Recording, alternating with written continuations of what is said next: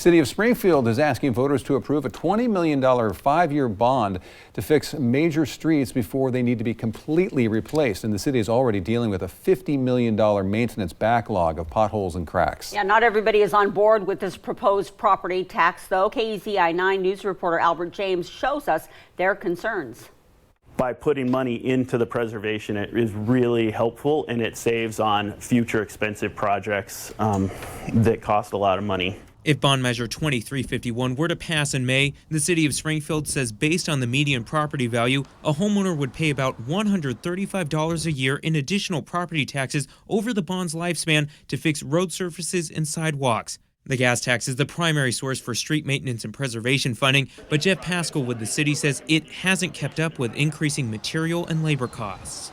Basically, the revenue we're getting is, in a way, barely covering what we need to do just to operate and maintain the system on a day-to-day basis.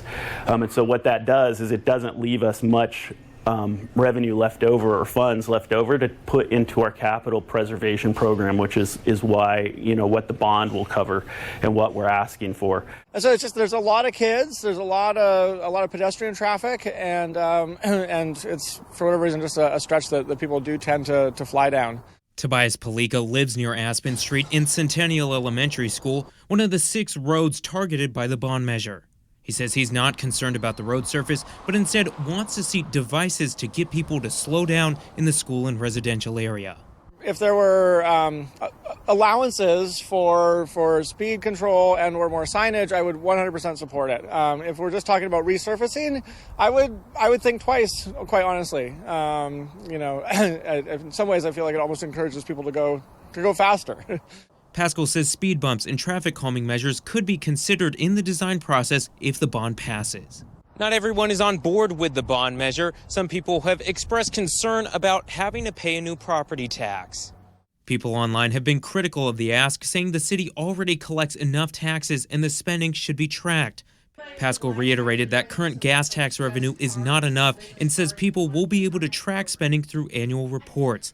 Money has to be spent now while the problems are small, Pascal says, to save the city from costly work when the problems get worse in the future. If we aren't able to do something now to save these streets from being a reconstruct, it's going to cost us about 10 times more in the future to do these, and so or we just won't be able to get to them. And you look at how long it took us to get to Mill Street and what that condition of what driving down that street's like. Reporting in Springfield, Albert James, KEZI 9 News.